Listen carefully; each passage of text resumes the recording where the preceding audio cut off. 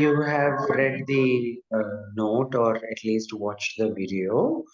If not, I would request you to do so this week before we start the next class, because there we have a case left to discuss. Okay, so please do that. And I think, to begin with, uh,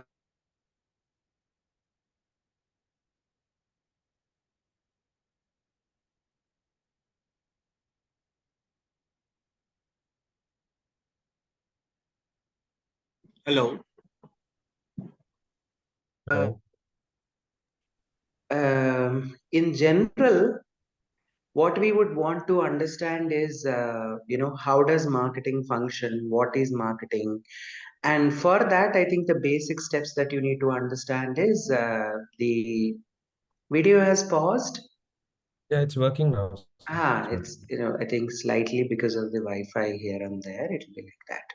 So, yeah, so the basic thing that we need to understand is what is the need, subsequently the want and demand.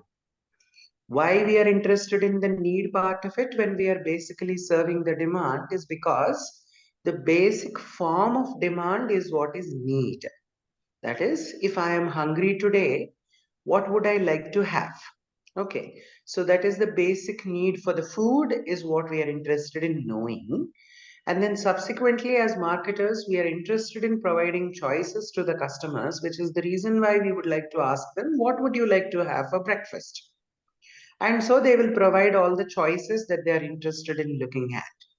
And if it is possible for us to provide those choices to these fellows, that's the reason why we are interested in that word called want. But we will not proceed further than want unless the customer has exhibited the capacity to purchase the product. I haven't started anything, Arpita. I just giving the introduction to this thing only. Okay, so you haven't missed anything. Okay, so in that sense, when we are talking about this, I think what we are saying is we are not interested in anyone who has no ability to pay. So if you say you are not having the ability to pay, a charity organization or a government is come to your rescue to support you with your food. But if say you have the ability to pay and you are a customer, we are willing to serve you and at a particular price that is beneficial to you and profitable to the organization. Okay, so because I've already given the video recording of the concepts, I'm interested in using this particular class to kind of take an example of a case that I mentioned in the video, that is Godrej, which I haven't provided in this course because it's too long. I don't want to kind of, indulge in too long a cases. It runs into some 22 pages. But I would like to make use of that case as an example to talk about all the concepts that I'm going to discuss via this session. Okay, so the first thing that we see, or the basic level at which the marketing begins, is production orientation. So here you can say the agriculturists are the best example. So here we know that there is a common mass production modules.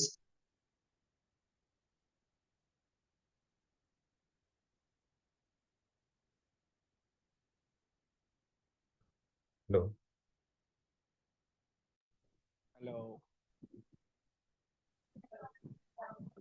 Like the best utilization of the resources so that the mass production Uh, will help us. Sir, can you please repeat the video got paused for good 30 seconds? We lost in between. Yeah, yeah. Yeah.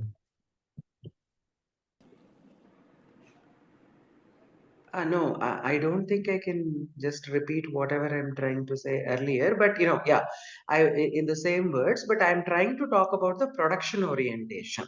Okay, so this is what I'm interested in talking about. And production orientation, I was talking about the basic example of agriculturists. wherein they are interested in producing en masse, utilizing the resources that they have, and they are interested in producing as much as they can so that they'll be able to, what you call, give it at the best possible price. Okay, so that is the uh, interest or assumption that we are having with respect to the production orientation. And this orientation is very easy for everyone to learn. That is, even for the illiterate people like agriculturists, mostly the Indian agriculturists are illiterate or semi-literate, but they are able to learn this production orientation very fast because we are all biological beings programmed to reproduce. Okay, so when you talk about the production orientation part of it, it is very easy for these individuals to understand that utilize their resources to produce the maximum. Okay, so that is very easy, and that's the reason why your green revolution was a success and people were able to, India was able to become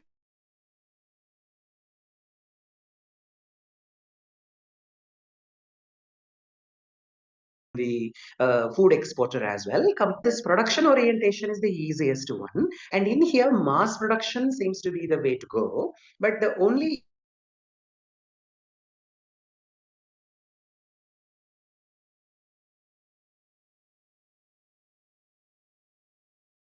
Hello, sir, we lost you. Professor, I think he's not there.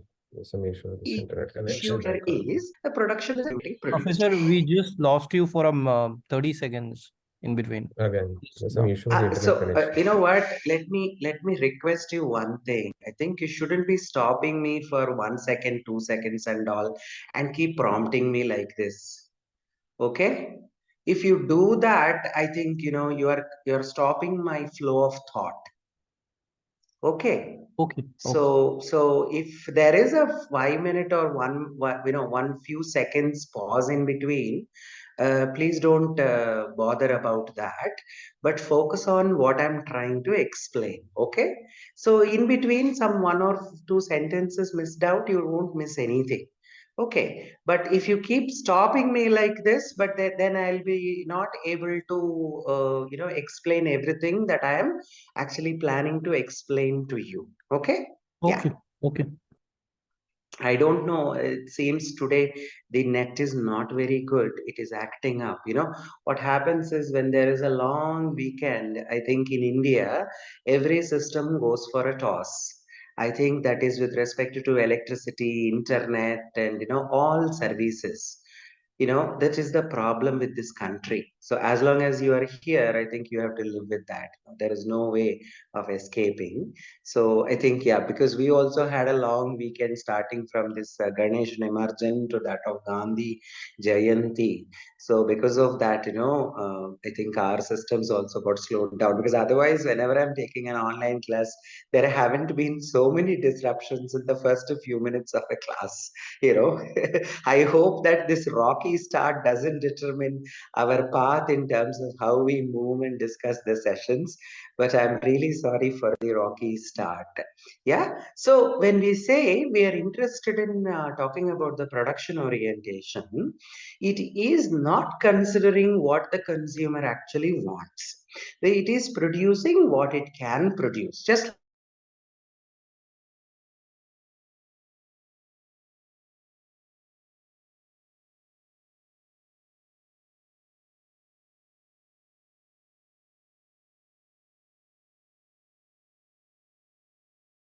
farmers producing whatever they can produce. If same thing happens in the mass produced this thing also, but in here, one thing is important is that this mass production is having a particular aim. That is, they are interested in producing en masse so that they can actually reduce the cost of production per unit. Thereby, they are interested in giving you that product at the cheapest rate possible. For example, Parle-G. Parle-G is interested in producing its glucose biscuits en masse because it is interested in serving pan-Indian market, and it wants to reach all types of consumers with all capacities, economic capacities, so as to satisfy this need for a small snack, let us say. So because it is using mass production as a medium, it is able to achieve economies of scale, and because of that it is able to reduce the price of the product, and that's the reason why it is able to reach all sections of the society. Okay, so that's where we have to understand the one point that is being made by Theodore Levitt, the professor at Harvard University, who says that please consider mass production only as a means for reducing the cost. Okay, only as one of the means to reduce the costs. It's not necessary always, and some of you who are working in the industry, specifically in the manufacturing sector, agree with me that it is not necessary that you have to have mass production to reduce the prices, okay, or to receive economies of scale. Every industry or every firm in a particular industry has its own levels of economies of scale, and because of that, only stating that producing en masse will be able to help us to reduce the costs is not true. That is what Professor Theodore Levitt says in his article titled Marketing Myopia. So what I would request all of you is um, to browse a little bit about Marketing Myopia by Professor Theodore Levitt. Okay, so whenever you say you have free time, you can read a little bit about what are the ideas that are given by Professor Theodore Levitt in this Marketing Myopia, and that's a side understanding that you can develop based on your interest. But coming back to this production orientation, here price is the main value that is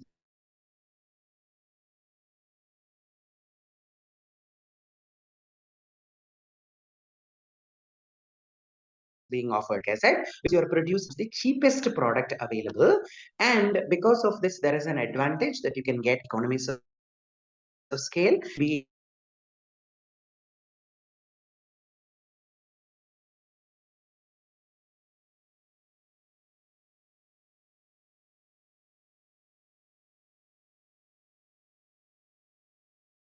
able to it, and that is going to be really fruitful for your organization. Then the biggest problem with this production orientation, I think, Arpita, the problem is from your side, not from my side. Because if it is an issue, then it'll tell me. Okay, Yes, yes. so there is probably problem on mutual these things, Right, but sir. please don't keep on pestering me with these messages that you are getting stuck again and all that. Okay, I already requested all of you not to do that, and so please, I don't expect any chat messages from you with respect to internet connection. If this class Sir, doesn't go well, sorry to disturb, sir, but everybody is facing the same thing. Everybody is writing, that's why the same thing that we can, like you're getting stuck. Your screen is getting multiple time, it is getting stuck. so I don't know. That is the problem then. I can't help it. I already told you that there is an internet issue, maybe. I don't know. But we generally don't have such issues, so much. So what Maybe, what sir, is it because of that the I can do? network bandwidth, you can continue and maybe at the end you can summarize. I think we'll be able to understand. Anyway, I think Yes, yes, right, sir. Please marketing carry on, myopia, sir. some of the thing we have already covered in the past. But yeah, thank Yes, you. sir. Please continue, sir. Yes, sir. Please continue.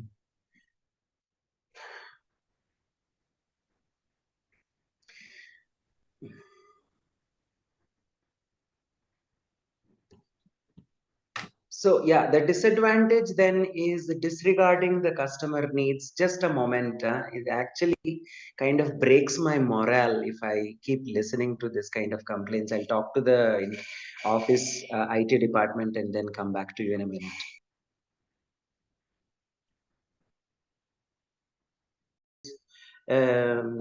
It is this. So yeah, when you say in the production orientation, there is this absolute disregard for the customer's needs, and that is what we generally see. The sorry state of affairs in Indian agriculture is also largely because of this. Because what is it that the customer wants and how much he or she wants, the farmer does not know. He goes on producing whatever he has been producing for so many generations, and that does not fetch him enough price for getting for eking out his living, which is the reason why you also see the stories that so many farmers are committing suicide and all that. So I think the best way for us to look at this is to can we even map out regionally what are the markets in which some of these products are getting sold or agricultural produce is getting sold. And if some of them can be stored, that's well and good. But if some of them, like vegetables and fruits, most of them are perishable products, they cannot be stored. So, what should we do in terms of estimating the demand, establishing cold chain networks, and supplying them to the consumers in that way possible? So we need to understand that, and I think for that, probably establishing the transportation links, probably establishing the cold storage networks, and trying to also facilitate the markets where it is easy for the customer to reach out to the producer and then get the quality products. So I think somewhere down the line in the production orientation there are some limitations, and they need to be taken care of. But it does not mean that an organization should not have production orientation. Like I gave you the example of Parle G. If Parle G kind of organizations are not there, if Ghadi detergent powder or Nirma detergent powder type of organizations or Jyoti laboratories kind of organizations are not there, then it is also difficult for the economy or for the government, so to say, because there are a lot of consumers who cannot afford to purchase those products at the highest prices possible. Like some of you can afford Surf Excel automatic automatic washing machine detergent powder, but many of the normal customers cannot afford those products, because of which it is essential for the companies to produce low cost detergent powders, low cost liquid blue, low cost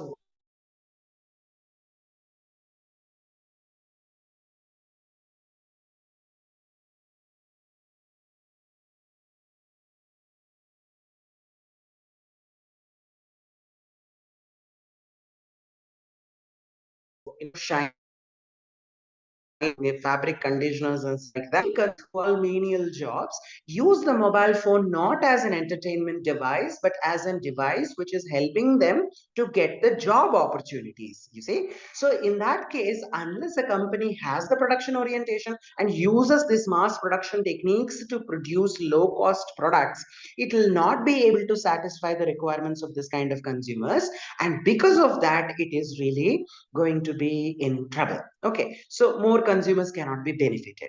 Then let us discuss the product orientation. So in here, this approach to business concerns its products and continually improving and refining them.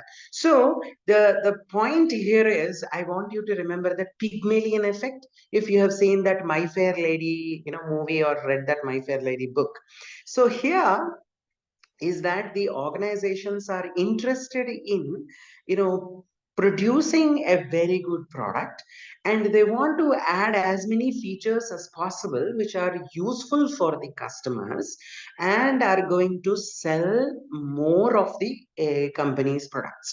And also they are interested in figuring out the possibilities of what you call countering the competition, saying that our product has so many features compared to the competitors' products. So here we are focusing more on the quality of the product, we are focusing more on the features that are there on the product, and we are interested in creating the differentiation of the product based on the features of it. Okay, and then based on what are the levels of features that you're offering and how beneficial are they to the customer, you can charge some premium and all that. So the advantage here is And yeah, it does not often consider external factors and focuses mostly on improving its own quality and all that. The problem with this kind of mentality is that you're so obsessed with the product. That is, you're obsessed with the quality of the product, you're obsessed with the innovation in the product, and you're obsessed with the, what you call the skill development of the individuals who are either producing that product so that it can be more efficiently produced. You might say, Prof, why are you saying that this is possibly a problem? It is advantageous on one side to introduce, efficiency, to be more innovative, and to be focusing on the quality of it. But it is also a problem at the same time, because you're not thinking of what to do next. You're only interested in improving this existing product in such a manner that you are so obsessed with the features that you're providing, but you're not thinking whether the features, like say there are 10 features that are there in a product that you are producing, like a mobile phone, like a television, like a washing machine, but you're not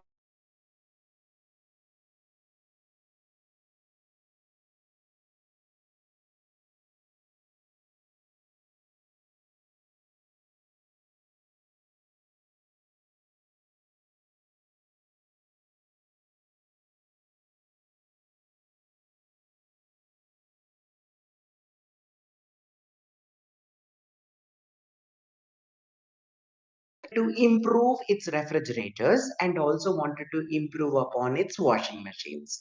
Okay, some good things that it, again, there is some problem with the internet. Sorry.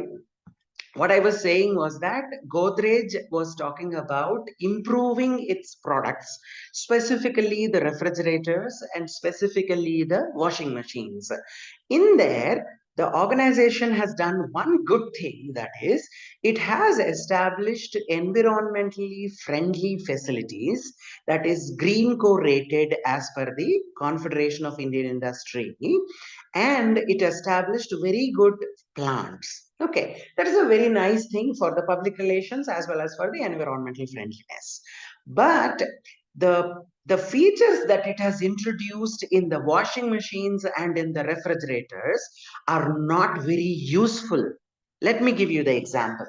I'm sure you would have watched this Godrej washing machine advertisement, wherein they say there is a Usonic technology that they are trying to make use of, in which they are trying to kind of use Usonic light in on the collar, where there will be a lot of dirt that gets stuck. So you can use that Usonic button and remove the dirt while you are washing the fabric. That is the USP with which this product was launched. And they claimed that the product was conceived from, an idea which came from the dental surgeons. Okay, so the dentists actually, to whiten the teeth, use this Usonic technology in terms of making them white, and then improve the confidence of the customers. So they brought in the technology from dentistry, and they wanted to improve the washing capability of the washing machine. Then you might ask, what is wrong in that? The thing that is wrong in this is that you are putting in money in technology which is not essential for the washing machine. Okay, why? Because washing machine not washing machine's capability depends on the water and the purity of the water which you are using in washing the clothes. Then second thing is the quality of the detergent which is being used, the fabric conditioner, and the bleach that is getting used in cleaning the fabrics. Isn't it? Don't you agree? Don't you agree? Yes, sir. Yes, sir. Yes, sir. So Yes, when sir. you say that you are having best possible bleach, that is vanish, to clean your clothes, you also have Viprosoft fabric softeners to help you improve the fabric's condition, and you have the best detergent powders like Surf Excel automatic detergent powder to basically laundry the clothes, then where is the necessity for a Usonic technology? Okay, so this is where Godrej has, got muddled with the product orientation, wherein it was considering itself as an innovator by bringing in such technologies, but forgot the fact that the performance in laundry is not just dependent upon the washing machine's capability, but it is dependent upon the water, it is dependent upon the products that are coming from the related industries. You see, so the competition is not to be measured only within your industry. The competition needs to be measured from the related industries as well. So when you say that the laundry is getting effective because of the detergent, bleach,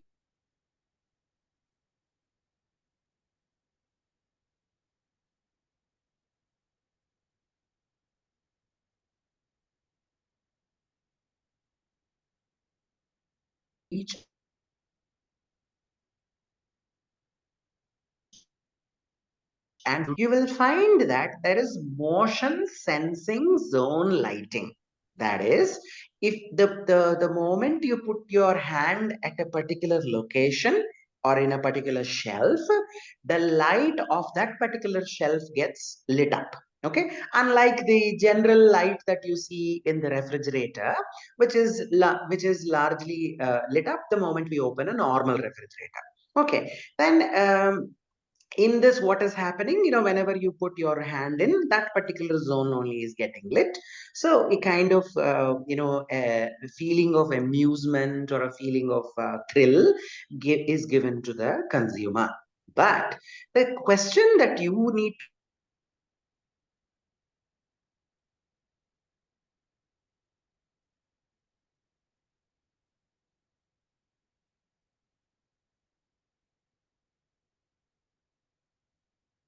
to ask is the content. So when you say that the company is utilizing this technology and invested in R&D, if it is not able to kind of get the returns, would it really be in a position to what you call get the sales? So if you say that you are better refrigerator compared to Samsung or LG, it is definitely not going to be the one because of the motion sensor zone lighting. Okay, you need to provide better capacity for the compressor. You need to provide better efficiency with respect to the refrigeration and some other facilities which are very, very technical in nature, not motion sensor zone lighting. That was the first mistake.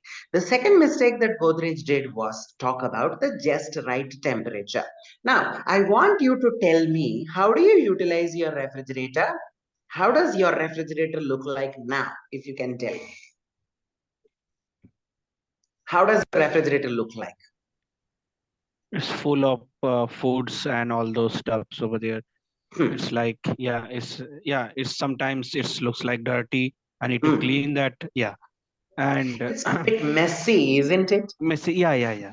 Messy, So and as well as, so you put vegetarian, non-vegetarian, everything, isn't it? yeah. And there are so many vessels also are there in your Yeah. refrigerator. Yes. Is it as neat and clean as it is being depicted in the advertisements? No. Ever was it possible for you to, even on the first few days of your refrigerator, could you No. achieve that? No. No, not possible, right? Yeah. And It's then you are possible talking only if about you're, adjusting the temperatures.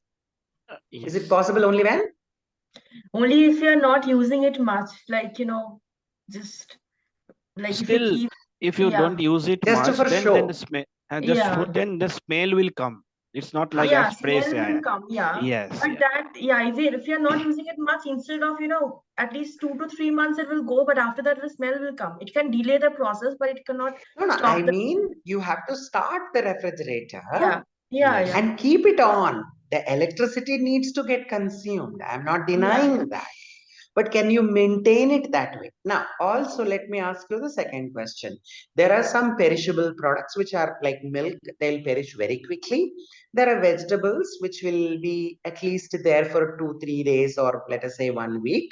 And there are fruits which may be there for 2 days, or 3 days of sorts. Okay.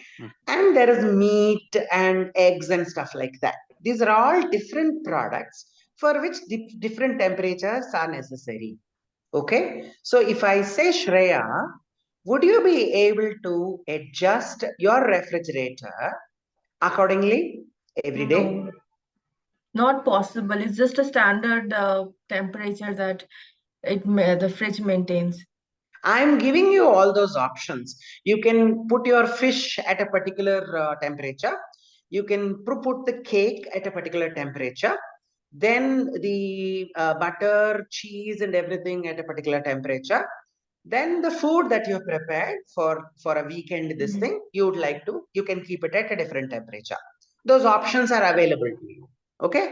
And because you are a working woman, I'm hoping that you will also produce, what you call cook more quantities during weekdays, so that you have some surplus, Yeah, at least whenever there is a quick meeting and you have to right, rush off to the office. right. So in such cases, would you like to adjust the temperatures? No, it's not possible to adjust it like individually like that. So then what is the point of the company giving you more than 40 combinations of temperatures? Arpita, would you like to make use of such combinations? Professor, if you say, then it is not possible. But nowadays, many of the fridge, they have kept a separate sections based on the different temperatures. Because I am myself is using such kind of one of the refrigerator, where different sections are there, which there you can manage. Like for veggies and all, there is different section. For fish or non-vegetarian, there is different section. And for the chiller thing, there is totally different section. So yes, in that way, not in a very micromanageable way, but yes, bit of it, yes, we can manage now. Even we can change the temperature as well. That option also came in some of the refrigerator. We see in the ads that you can change. And that's an expensive refrigerator, no, Arpita? Yes, those are a little bit, yes. Cannot be, like, if it Not is not a affordable double by income household everybody. like that of yours, Yeah. one cannot afford it. Yeah. Generally people don't Isn't change. it? Bye. So in that case, when Mayank, you were saying something? Generally people don't change the Don't. temperature. They don't use it. Almost 90% of the people don't use it convertible or 5-in-1 or 10-in-1 feature. They don't use. But Isn't at the it? store, these are few features that you can't differentiate between refrigerators. You can't give any features. So these are few features that ISDs or SSE at the stores can talk about to attract the customer attention. That's it. For somebody is giving So, 5-in-1, you give 10-in-1. So this is normal. so that it is a nice thing for the salesperson to say about your product, isn't Yes, it? yes, yes. It is not really going to strike the deal. It is not a deal breaker,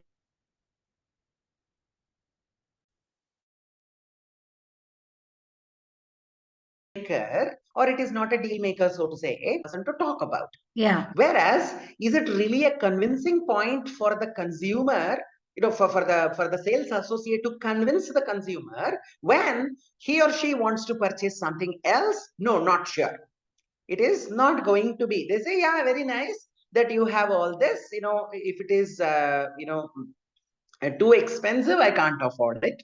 But if it is manageable, if it is a affordable refrigerator, and you say, I can't use all these temperatures, can't go on adjusting the temperatures like this throughout the week, so thank you so much, I would listen to you, but I'll not be able to make use of all those facilities. So here, I want you to write down a word called feature centricity. When you say product orientation, Please, every time you see a company with a product orientation, a quick flash of words should come to your mind, that is feature centricity. That is, we are so obsessed with the features of it, we want to sing the glories of the features that we have in our products, forgetting the fact that the features are of no relevance to me. Like Samsung television says that you can control the television by the movement of a hand. I tried that with my smart TV, then I realized that it is a dumb TV. Then they say that you can actually voice command, it is going to help you.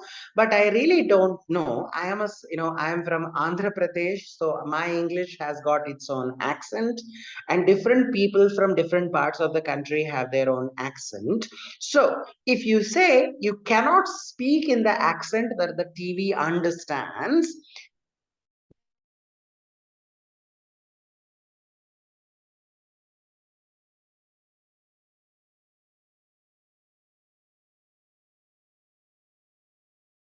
then what's the point of hit the command? That it's better that you go or use the remote, and or in the old style, you can go to the screen and adjust the volume itself is what you will feel, isn't it? So when you say some of these features, they're all very nice for us to hear and nice for us to discuss in the coffee meetings or something, something, but they are not the deal makers in the sense that we would be very interested in paying a lot of money and purchase those products. No, definitely not. So when you say you are being very feature centric, you have to stop yourself and ask, is it possible for me to align the features with the benefits? Features align with benefits. You please write that also down. Features should always align with benefits. So unless my features are aligning with the benefits, it is not possible for me to convince my customers. Why? You might count that there are, so many features that are there. But if you are unable to convince the customer that each of the feature that you are giving to the customer is actually going to benefit the consumer in one way or the other, and why those benefits are essential for them, it's really going to be a troublesome exercise. Okay, so I think that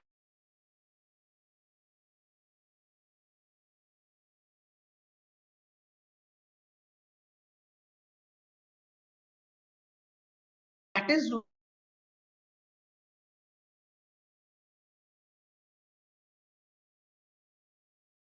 what do you like about this iPhone 15?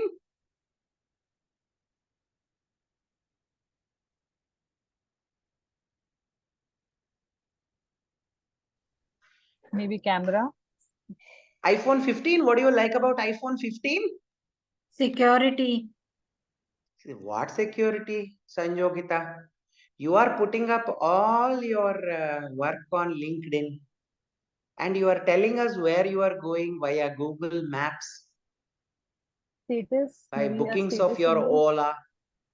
You are putting every update as to what coffee you have had, from Starbucks on Instagram. So what privacy are you talking about, Sanyogita? Better iPhone 15 speed, maybe That a better status settings, symbol. yeah, that performance. settings we have to manage initially. I agree with you there. But Instagram, you are, however it is, all those things you are sharing with your friends, no? Willfully you're sharing so much information with your Yes, friends, no? yes, yes. Today's class didn't go very well, and all that internet connection is a problem. I will update on the LinkedIn. We started off on a wrong footing. I hope the relationship does not get tarnished because of the wrong starting, I'll I will update on clap for LinkedIn. you, sir. Huh? I'll clap for you. You got Isn't us. it? Yes. Because I am, see what you have seen me in the first 10 minutes. No, I am never like that. My anger is only, my anger only lasts for 3 minutes max. That is my level of anger. That's it. I can't be angry with anyone or anything for more than 3 minutes. So my daughter That counts, just that, she will wait for 3-5 minutes and then she comes back and say, ho gaya? Are you now angry? I say, no, I'm not angry with you. So we go as usual. So when you say in your iPhone, which is promising security, what security are you talking about? You're using Gmail for large communication, which can be monitored by someone or the other. Okay, that's not secure at a larger scheme of things. You're willfully sharing so much information about your daily activity via Instagram and your official activity via LinkedIn. Then you are telling us where you are going via your Ola bookings. Then you are telling us everything about yourself and your food habits via your Swiggy bookings. What privacy are you talking about? Huh? Your movie viewing So habits are technically, known via the Amazon. So what privacy are we talking about? there is no privacy, sir. You're right. Even you change those settings, everything is trackable. And even we are the people who are, Everything. putting everything on social media or maybe the Google Map using different apps. So everything Huh. is tracked. Huh. So some of the communication, like say you've come up with a very good plan, or you are working on some R&D, some ideas, you will ensure that those documents or that communication is only between you and the concerned head of the department. You'll maintain all that secrecy. I know you can do that. Those restrictions can be placed, but most of the security, either for men or women that we are talking about, is countered by the fact that willfully we are sharing a lot of information in the social media era. So what security are you talking about? Okay, so they will give you an example. You know what? Even if Al-Qaeda terrorists' mobile is caught by the FBI, then it is not opened by the Apple denied. Oh, is it? Can you do that? You can make a press release of that sort just to convince the consumer about your safety these things. But everybody knows that your organization will take a beating if you don't cooperate with CIA or FBI for that matter, isn't it? So what privacy are you talking about?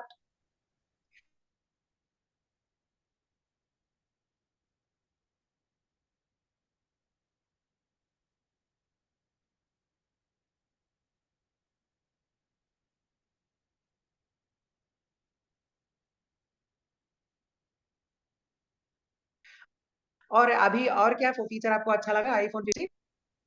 So, Anyone who purchased iPhone 5 or 6 and then continued till iPhone 15? Please tell me. so, Till Huh. 13 I've continued, not till 15. so I haven't continued Astha. though.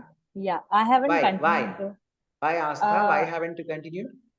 because it was a status symbol for some time, but then when I was in college or something, during those time Ah, I was running after that. But then I grew up and I realized that it's not that important isn't it? now. People So can snub you in different ways, not just with the phone, isn't it, Astha? true. And you too snub others now in a different way, not just with the visible symbols, but without, those visible symbols also you've learned how to snub people, isn't it? So when you say that only snob factor was the one which was selling the product, and if you see the feature orientation, like you can see the first post video of Palki Sharma, wherein she is trying to say that there is no great leapfrog innovation that is happening with respect to Apple iPhone. You see? So what is happening is you're increasing the resolution, you're increasing the screen size, you're increasing the number of cameras, and you're talking about the battery life, how quickly we can charge it and stuff like that. But that was all there in your iPhone 6, isn't it? What have you been doing for the last 9 versions except for enhancing the existing features rather than adding anything new? So 9 years it took you, and 9 versions have released, and there is no leapfrog in technology. You can say, sir, you're being too harsh on iPhone. I say, no, I will not be. But let us say we will give you a chance till iPhone 11 or 12. Okay? We have been very loyal to you. We have purchased up till iPhone 12. But what have you done afterwards? You launched 3 more versions only to increase the price, but not to kind of increase the technology to the next level. As to, are you making it artificial intelligence compatible? Are you making it machine learning compatible? Or are you trying to introduce some more features which are taking us to the next level of technology? Okay, because you were the one who introduced a smartphone compared to a feature phone, isn't it? There, that is what is called a leapfrog. Okay, there is a leapfrog, and that's where your Nokia went behind, your BlackBerry went behind, and that's where your iPhone went forward, isn't it? That's why we all became a big fans of iPhone. But the moment you say from iPhone 1 or whatever it is to 15, you are now stuck in the same old mentality like Nokia, wherein you're constantly improving upon the features, but you are not really doing anything in terms of bringing the leapfrog. Same is the case with your Godrej also. Now, let us come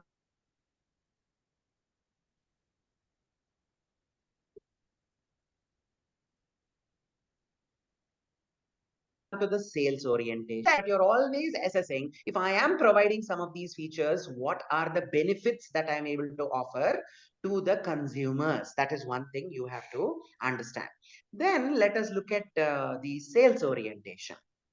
Again, product orientation is essential for us because that is what is going to give more confidence to the researchers, that is the people working in R&D department, and they can think of better products for improving the quality of life of the customers. Now come to the sales orientation.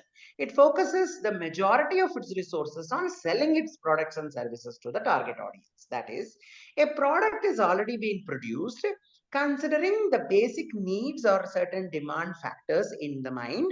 And now the focus of the organization is to sell this product to as many consumers as possible. It does not prioritize its customers, but it does prioritize its customers, but not in a sense of listening to their needs and wants. It simply wants to sell the products to the customers. So when you say, I give you this very basic example of these dictionary sellers. Okay, have you ever come across one fellow in your life? One dictionary selling fellow? Yes. In What the would he? train. Yes. Yeah. The train. Or a mutual. No, door-to-door selling people as well. They come to offices and sell dictionaries and all. I think, but that was way back when Funds fellow or an encyclopedia was insurance also being selling fellow. sold. What will he? Still in Huh. the road traffic areas, many people sell Oxford Signals, in the Dictionary. traffic signals. Yeah, traffic signals.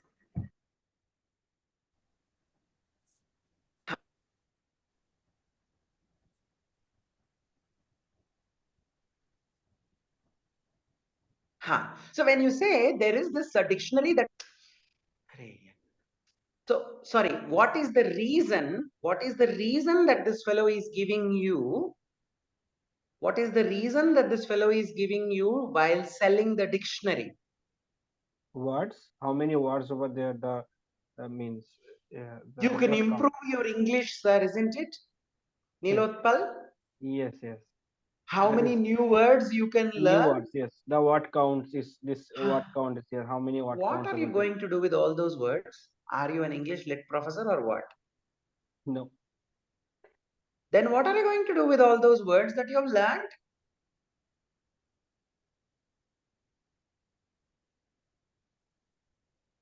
Arpita, what are you going to do with all those words that you have learned?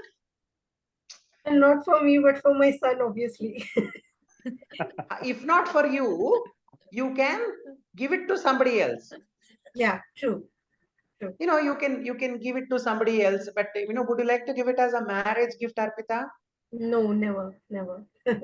Never. What is that couple going to do with a dictionary? True. हाँ, एक काम के लिए आ सकता है, जैसे अगर दूल्हा को या दुल्हन को गुस्सा आया तो एक दूसरे के ऊपर फेंकने के लिए तो जरूर काम So उसके लिए कुछ भी चलेगा. Why dictionary?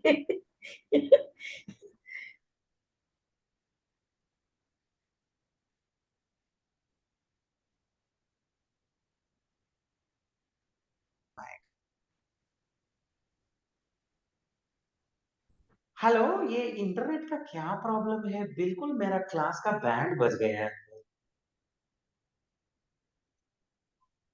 मैं B204 में फोन से बोल रहा हूँ, प्रोफेसर भवानी शंकर। वाईफाई का इतना बैंड बजा हुआ है, मेरा मेरा पार्टिसिपेंट्स बिल्कुल सुन नहीं पा रहा है। हाँ, thank you. Can you hear me? Yeah. Yes, sir. Yes, So, now. except for beating one another, Yes, sir. is it of any use? अगर आपने बोला कि I have already purchased 2-3 dictionaries and given it off to people as gifts, what is the next excuse this fellow will give you? What is the next excuse he will give you to sell the dictionary? You become like Shashi Tharoor. हाँ, शशि तरूर है, उसको इतना आता नहीं है English. Shashi Tharoor's English is only possible via Oxford. हाँ, not via Oxford dictionary. हाँ, sir मेरा गरीब माँ मर जाएगा, मेरा बहन को थोड़ा शादी में प्रॉब्लम हो रहा है, आप खरीदेगा तो हम लोग खाना खा पाए। The emotional angle, yeah, true. Emotional. And sometimes they will try to emotion Yeah. on the kids part Isn't it? also. That's what he will tell, no? Yeah. They'll tell all those sob stories to sell the product to you, isn't it? Yes, Yes. sir. Yes, sir. Yes, sir. Yes, sir. Yes, My yes. God. Is That's there a why. class after this? No, sir. No, sir. No, sir. No. No, na? So No. please No. don't worry. I think, let me, I just called that IT fellow. It's happening either my Tabba computer is not working or the Tabba Professor, there internet is a is not working. I don't know submission. what is happening. Professor, there is It a is. submission. If it is possible, can we just postpone this class because continuously the disturbance is going on? If it is possible, it's convenient for you.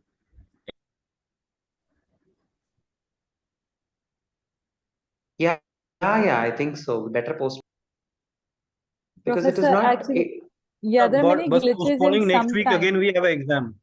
We already have an No, exam there is scheduled. there is one session only, I think, next week. Yeah. I'm not teaching two sessions at a time. I'm only teaching one session at a time. No, Okay. Professor, we already have an exam scheduled next week for the first module, the module which was taken by Professor That is Aditi. what I'm saying. And I don't know. I don't know unless I speak to the office fellows. I don't think I'll be able to tell you, if there is any other time that is possible. Yeah, that works. If you can let us know the schedule, how that is going to work. Because there are many lapses. Like even right now, I can't hear you. There are many lapses coming. Uh, Exactly. I think he's We not able already to have 3 hear. sessions now. Next week and a test also. So I don't think it would be possible next week. Professor will see his recording. No, he will also get to know that, like, no, it might have been recorded in the recorded sessions. I think we should continue. Or maybe we can extend another Okay. 15 minutes. Let's Let's cover up the continue first at least session. this week. Yeah. Sorry, he's not there. In case, sir, you are Left mute, out. sir. Up to Sir, you are 3:45, the mute. session is there, but We can continue a bit longer uh, if you are available and complete it. I am available, but the only problem is if this internet disruption continues like this, there is no point then. Yeah.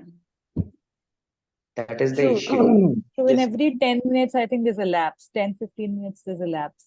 And we Yeah, can't hear and, you. and like really It just annoying lapse there breaks the is. link. Yeah, it is actually breaking my morale. It's not about I'm not worried about the link part of it, but because as to what you are explaining and what you want to explain next is it gets disturbed that way. So yeah, when you say the sales orientation part, I was talking about this dictionary and these other fellows who have the sales orientation or the insurance guys. The biggest problem with these people is that they already are working with a ready-made product.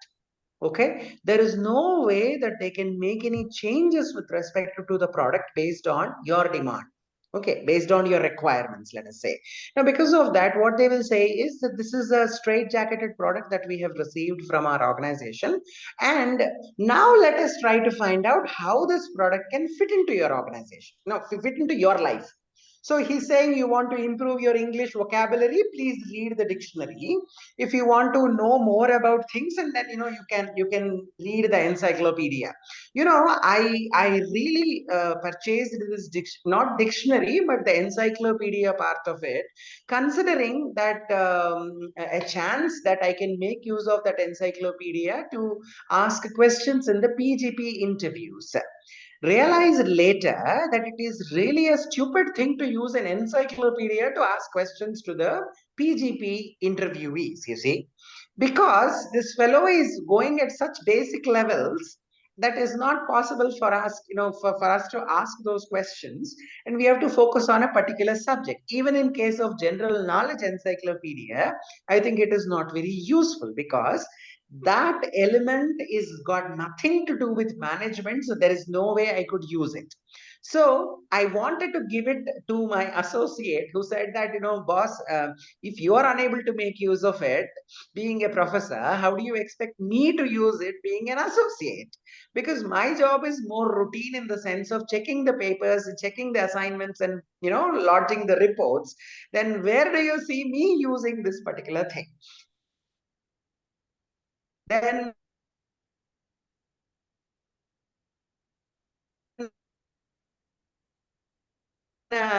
last that so in that sense you are purchasing a product which has got no relevance absolutely whatsoever, though on the surface of it looks as if it is going to be a great product. Next, come to the insurance. Here there is a possibility that it is necessary for the consumer to have medical insurance, to have life insurance, to have automobile insurance, but we do not know the nitty-gritties of how much premium to pay and how much how much time we have to wait before we receive the final these things. And also, is this going to be of any use to us or not?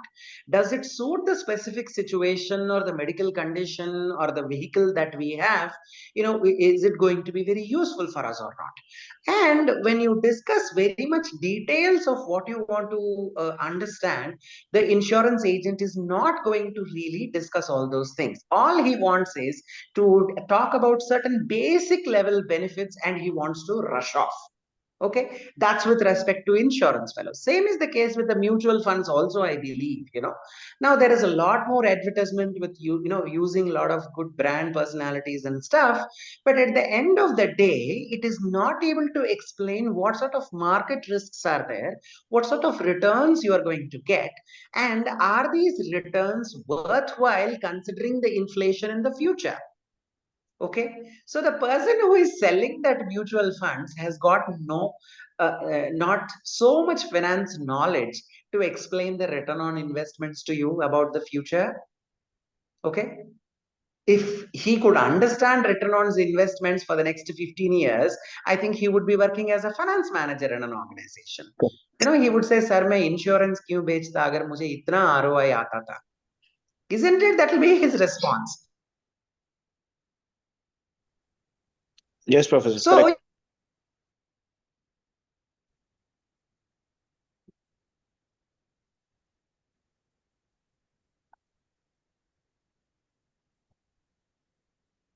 you are stuck. So in that sense, you are stuck with these employees, just like I'm stuck with this poor internet connection. That हाँ आ जाइए, तेज चल रहा है मेरा laptop का क्या problem? Can you give me 1 minute because our IT expert is here? I'll just exit and come back once again. Just give me a little. Yes, yes.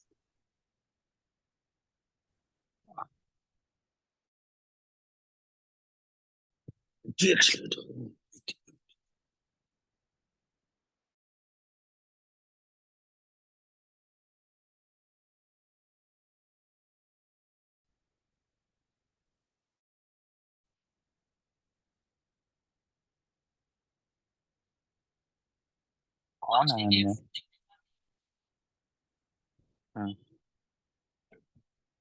भाई pressure है तो सब कुछ सही है। आशुतोष प्लीज में क्योंकि नहीं, और निखिल को भी पता है ना कि उसको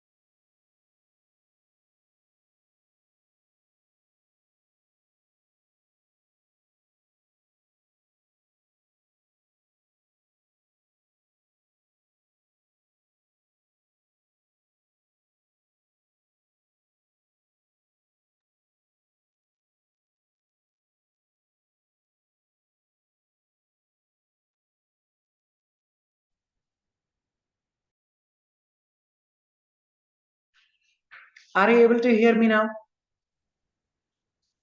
Yes, yeah. Professor. better, sir. Now this connection will never get disconnected.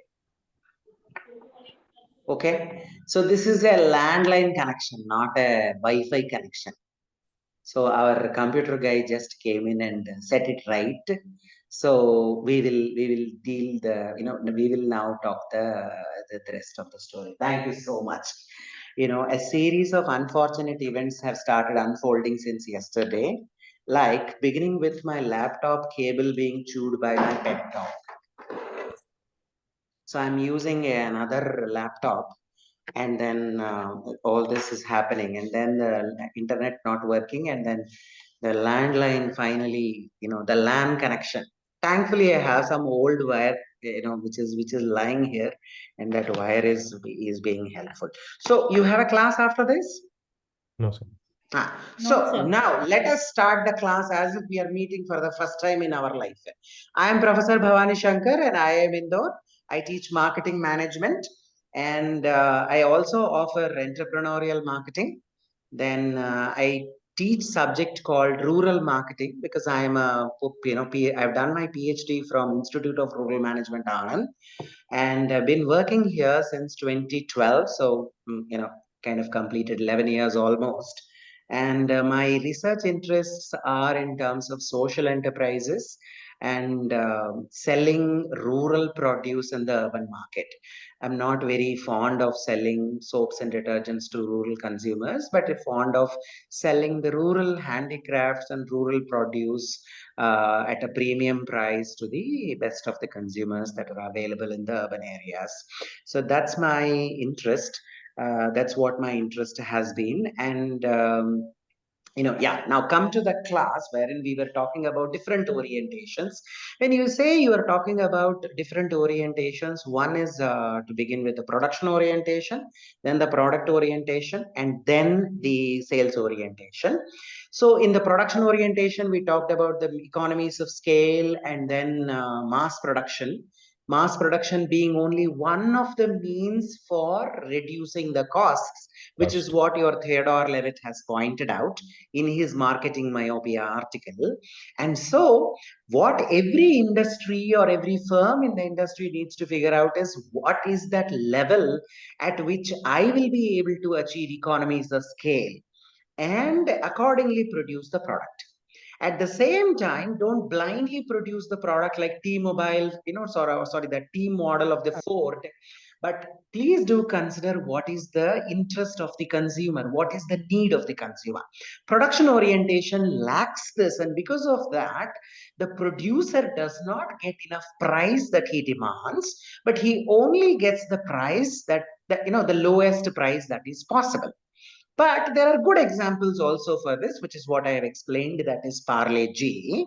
Parle G is one of those industries like your Nirma detergent, like your Gadi detergent powder, like your Kevin Care, like your Jyoti Laboratories, which is producing products at the lowest cost possible using the economies of scale argument or using the mass production as a means of reducing the costs, thereby being able to serve large sections of the society, you see.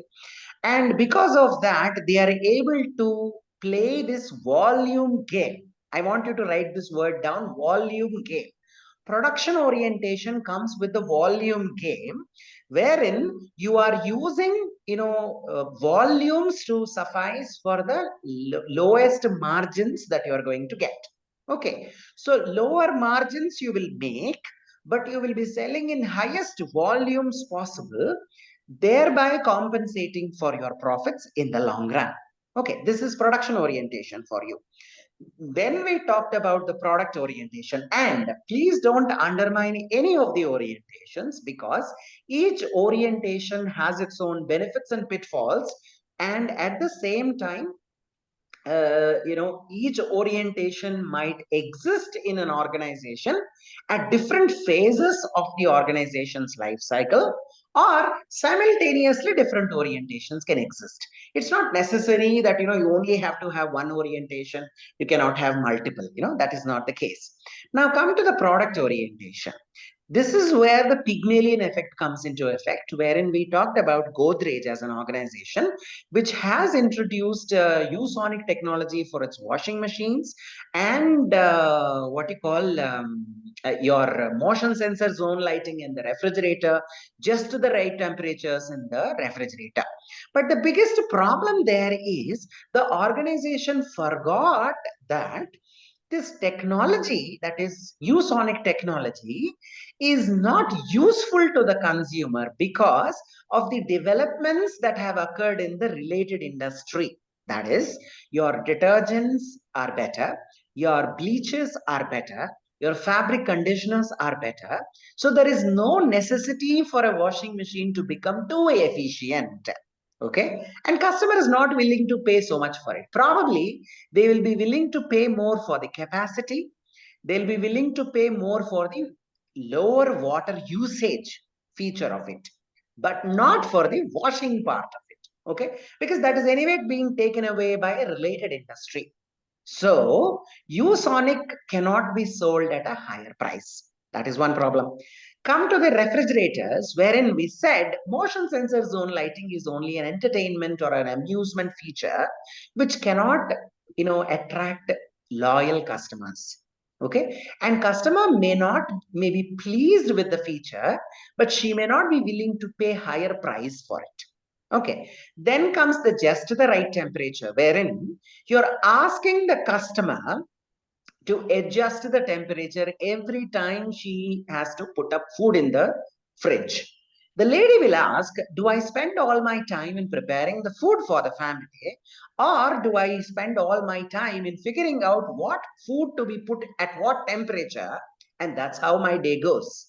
Okay, so you're adding more to the drudgery for women or men rather than adding more convenience or comfort in their lives with your features.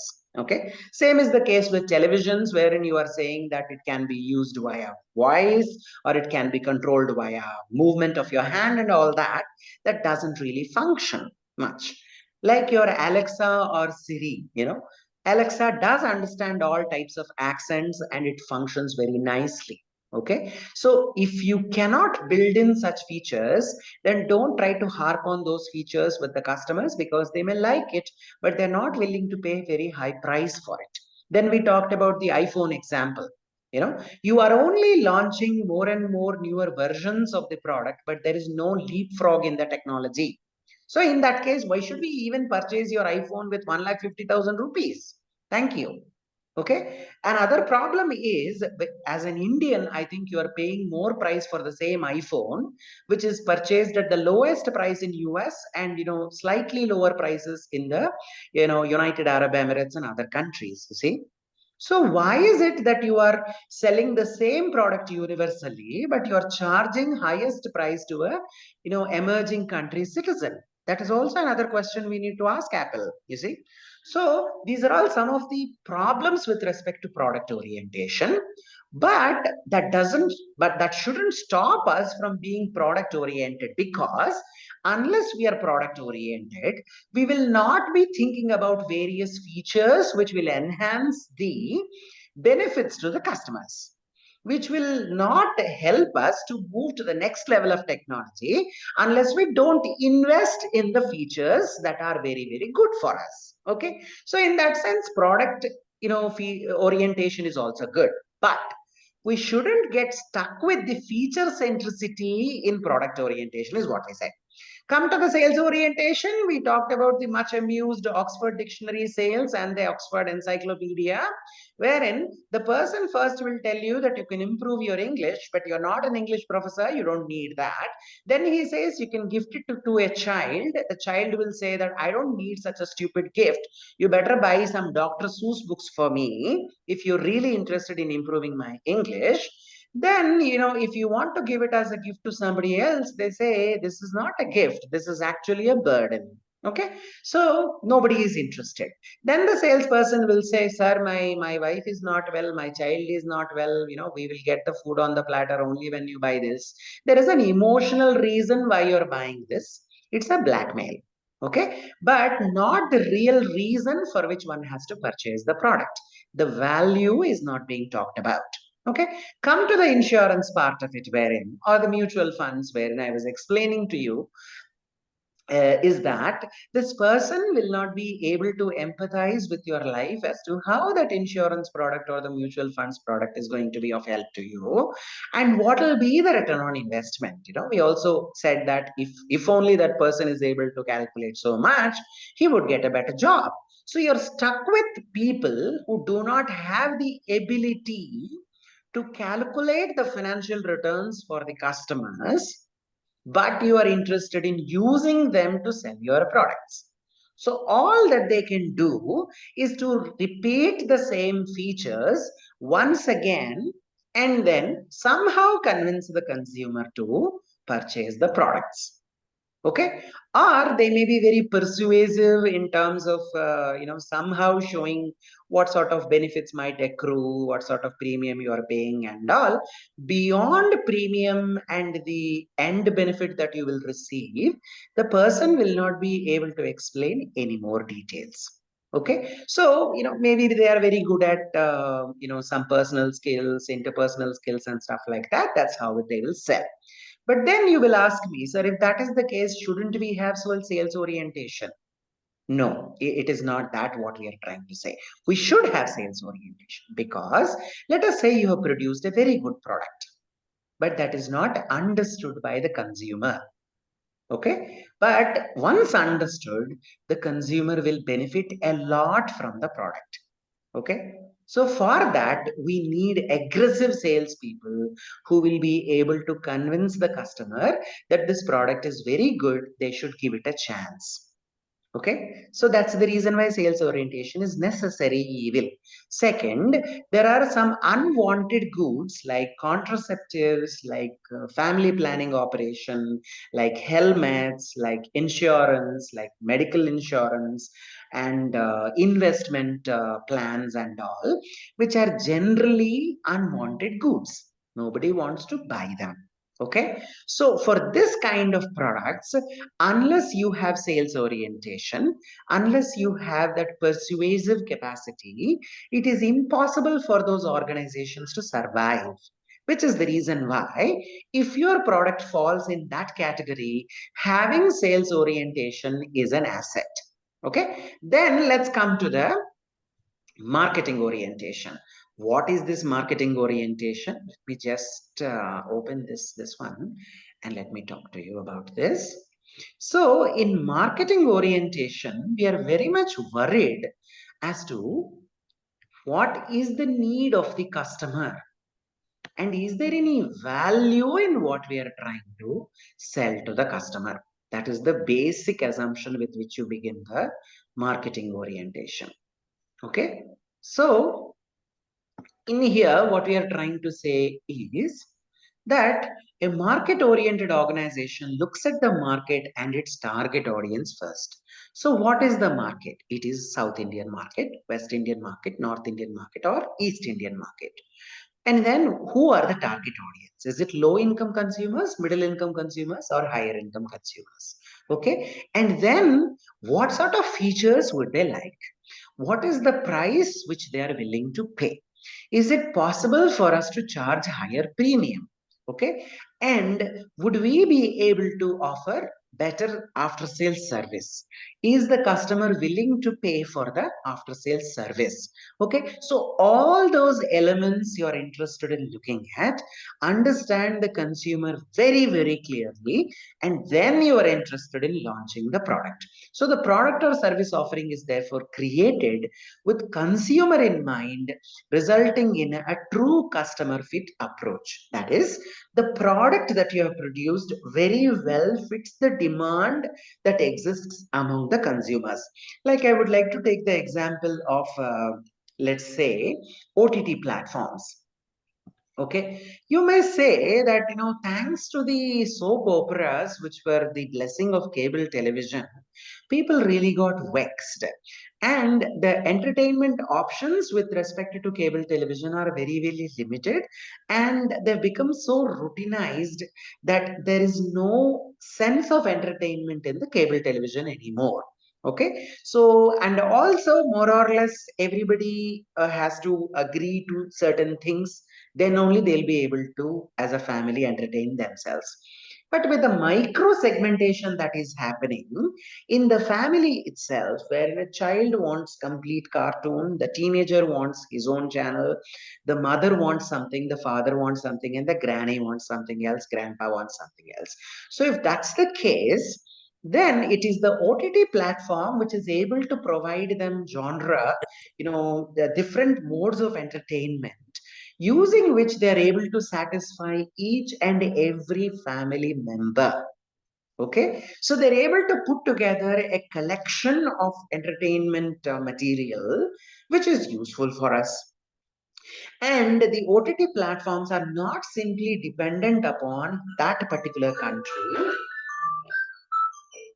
they're not just dependent on that particular country, they're dependent upon or they're sourcing entertainment materials from all the countries where there is this kind of production happening, which is the reason why you see the most popular Korean dramas, Chinese dramas, Spanish dramas, and also this European dramas. Not just the American type of entertainment, but all the other what you call major players in the entertainment industry are now being accessed by a consumer via the OTT platforms. Okay, so you need not what you call constrain yourself and say, oh my god, I'm stuck with soap operas because my mother loves it.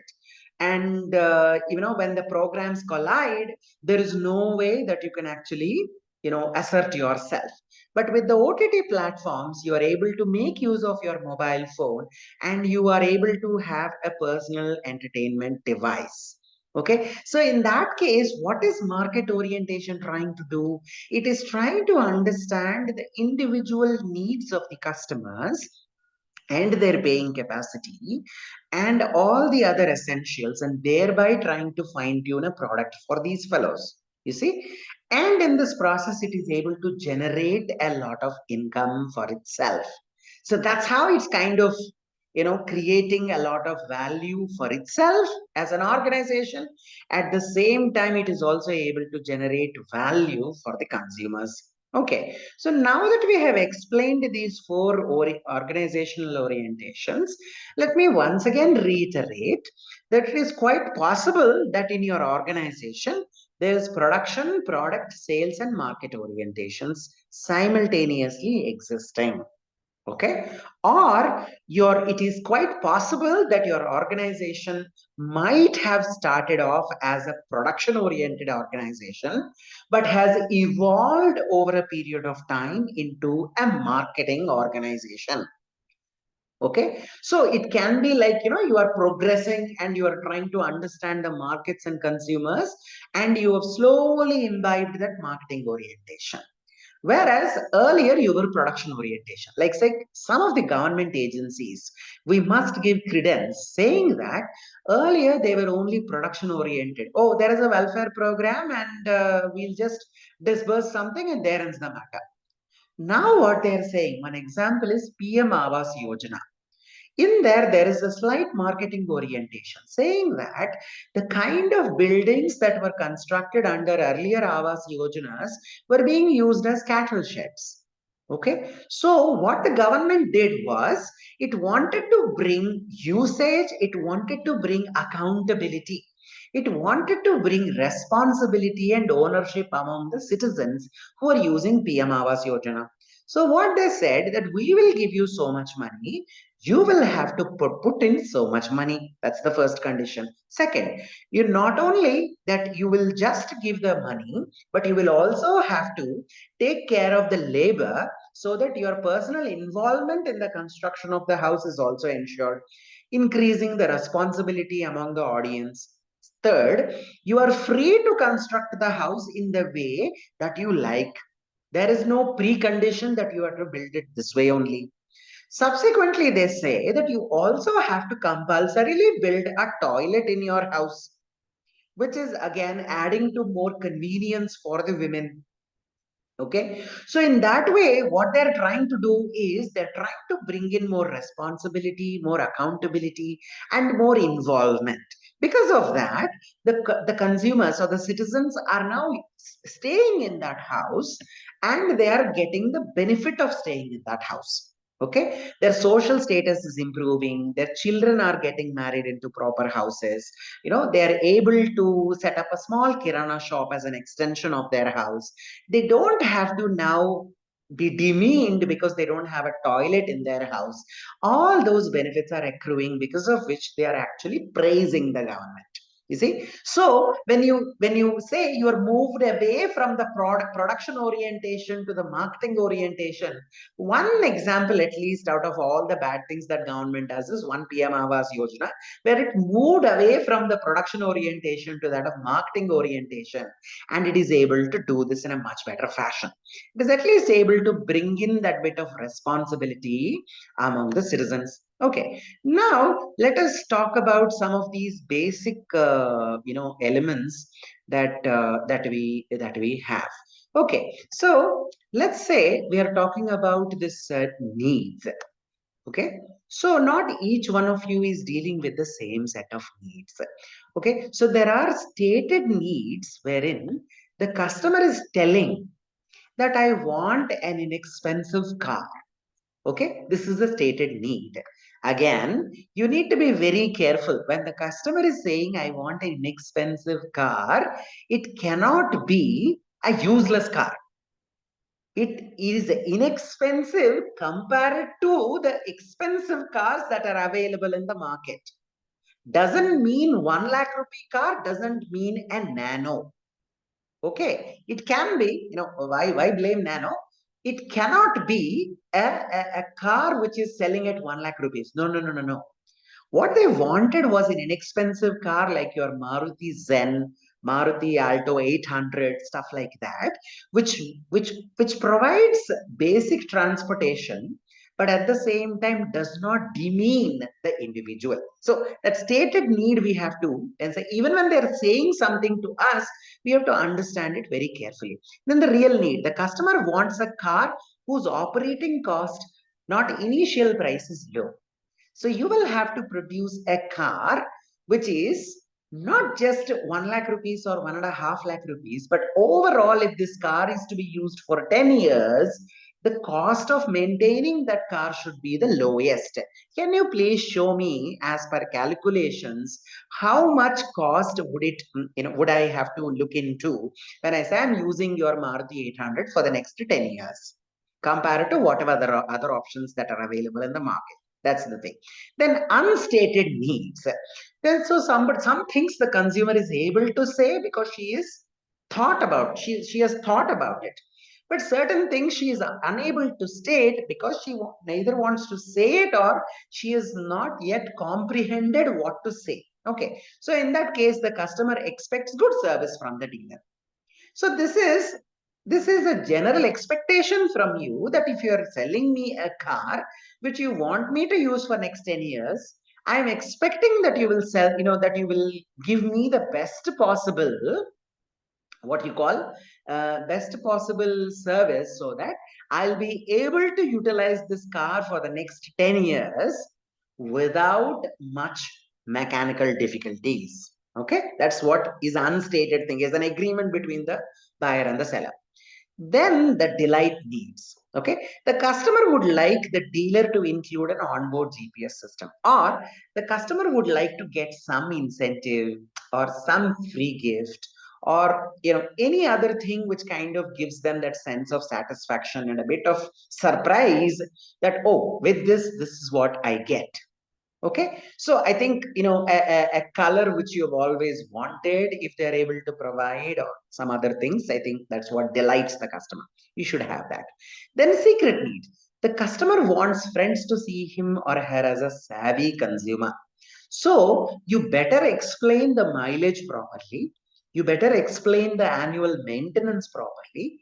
You better calculate what is the maintenance for the next 10 years and what is the total cost of having this car for the next 10 years. Thereby, once you clarify all these things to the customer, she will be able to go and brag about it. Okay, so you will see that mostly when you buy a car, people talk about mileage, mileage, mileage. I really don't know, especially after the Volkswagen fiasco, where they've adjusted the mileage of this one and also the emissions of the car.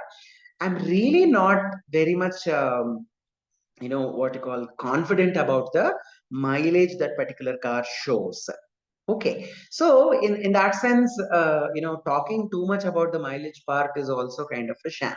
But at least if you are able to give those options to the customer, he or she will appear intelligent. He or she will appear that they have made a conscious decision to purchase this car after knowing everything. Okay, so in that case, I think the secret need is please clarify everything to me so that I don't appear dumb to the my friends in the parking lot. But we have one prof who's actually purchased the car without going to the showroom. She gave the check to the person or online transferred the money and got it delivered when she was not there at home. Okay. And after the next day she came back from some trip abroad, and then she said, okay, very nice, thank you so much, I've received the car. The key they have deposited at the security office, and then she started using the car. So, I said, madam, you are the best customer an automobile company can ever have, because neither you went for a test drive nor you pestered the salespeople with so many questions. You simply called them up and said that you are paying the money and the car needs to be delivered during the weekend when you're not there even. Okay, so that's the easiest sale that fellow has received. I keep on praising her, being a marketing faculty, that we want more such customers. So the secret need, what ma'am told me is that I don't want to get involved in these unnecessary things. When I know everything about this car, why should I even get involved in the process? So that's the secret need that she had, that she never wanted to get involved in any of it. She just wanted the car, just like, you're placing an article for, purchase via Amazon. I said, it's like you buying a toy car via Amazon. But in reality, you bought an original car via online by paying money through the bank transfer. That's it. There is that only difference is that particular part. So in that case, as a manager working in different organizations, you need to figure out what are the stated needs or real needs or unstated needs, delight needs or secret needs, and fine tune yourself as per the customer, and thereby try to satisfy that particular need for them, and then try to ensure that more sales come your organization's way. Then, as we said, the want, that is specific object that might satisfy the need, that is, our wants are shaped by our society. Like, say, I am a South Indian, I'm from Andhra Pradesh. So in the morning, I would like to have tea. And for my breakfast, I would like to have upma, idli, and dosa. Okay, that's it. But say you are from North India, you would like to have tea in the morning, and then you would like to have roti or paratha, and that's what it is. But if you are from Central India, you would like to have tea, and you would like to have poha, jalebi. Okay, so the society has shaped your interest for purchase of those particular things, and that's where we need to figure out: is there a societal influence on the consumer while he or she is purchasing the product? Or is it possible for us to make this influence of the society uniform? That is, one best example is your Fair and Lovely, now turned Glow and Lovely. The one universal thing that every Indian wants is to become white. Okay, because our previous colonial masters were really white, and we all, being Swami Bhaktas, we all want to be white. Okay, that's what your Fair and Lovely understood. So even when you are in Kanyakumari or you are in Ladakh, the only thing that kind of combines all of us, or puts all of us in one particular this thing, is that we all want to be white. Okay, so that is what your Fair and Lovely is trying to sell. Okay, because it is able to grow over, or it is able to identify a factor which is beyond the society, or the whole society is unanimous on this white color. Okay, so if that's the case, yeah, please do it, and you will be able to you will be a successful product like a Fair and Lovely or a Glow and Lovely. Or sometimes, let us say, if the societal influence is slightly different, let's say in case of food products, I think no matter how much fast food we consume, we still crave for our local food, which is where I think those local options are also included in McDonald's, isn't it? So they'll give you all those fish items, those paneer items, or those meat items, whatever it is. They give you all those things based on the society or the culture which is shaping that particular thing. Okay, then demand, as we said, wants for specific products backed by the ability to pay. As a marketing manager, you will be interested in only those products, or sorry, only those consumers who've got the ability to pay. So understanding this demand is what is your continuous activity. How will you do that? You will have to conduct market research on regular basis. You will also have to track, the external environment. You will also have to track what sort of things are happening with respect to the salaries of the consumers, the economic status of the country or the state in which that particular consumer resides, and based on which you can actually decide at what price they are willing to purchase your product. Thereby, you will be able to understand the demand part of it. And many a times, what we as marketers are trying to do is to create demand for our products. Okay, so if there is a need and that need gets translated into want and somebody wants to buy a product, yeah, then there is no necessity for a marketing manager, isn't it? But we are all being paid as marketing managers because we are interested or we are capable of creating demand. Okay, so here what we are trying to do, we are trying to create aspirations, we are trying to create needs among consumers, which will be satisfied by the products or services that our company is offering. Like say, some of these entertainment zones. Was it there earlier? No, the Excel world, this SL world and this Fun City and so many other indoor games, these bowling alleys and all have come now, isn't it?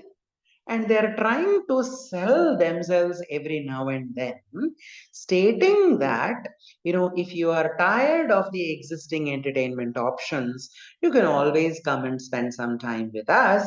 And this is really exhilarating. Okay, so you are trying to cultivate that habit, you're trying to cultivate that need among the consumers, you're trying to kind of create the demand for your products. Okay, same is what social media has done, isn't it? When you say Yes, sir. most of us have Instagram accounts, what did they do? How did they cultivate this habit of social media? How did they cultivate this habit?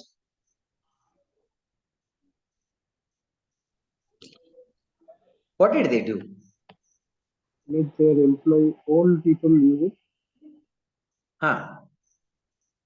Why did you create your Instagram account? For networking, social networking. Isn't it? They said if you are not part of LinkedIn, if you're not part of Instagram, or if you're not there in Facebook or whatever it is, you are missing out something, isn't it? Yep. The Yes. fear of missing out, FOMO. The fear of missing out is what they have cultivated in you, and then they have slowly got you addicted to Instagram and Facebook, isn't it? Right. Now, Facebook Yes. is for old people, is what they say. So if you're young or you consider yourself young, you better be on Instagram. Yes. Okay, so in that sense, what they're trying to say is that there is a need for, there is definitely an inherent human need for social networking. Okay, but what they're saying is in this current world where you do not have so much time to do personal networking on your own, let us help you to do this networking. And we are giving you a format in which you can do this networking. And that's what, your Instagram is offering, a personal networking, or a professional networking site like your LinkedIn is saying, if you think that you don't know how to sell your skills, how to get recognition in your office, or how to find out a new job or get the new recruiters interested in you, you please create a LinkedIn profile. Okay, thereby you meet a lot of like-minded individuals, people who are interested in your work, and your work, when you go on documenting it in the LinkedIn, will speak for itself and you will get new opportunities. That's what they're saying, isn't it? So in that way, they're cultivating this habit in you, in the sense of providing you that opportunity to document your everyday efforts, and thereby, they are giving you that value, and so you are getting addicted to it, isn't it?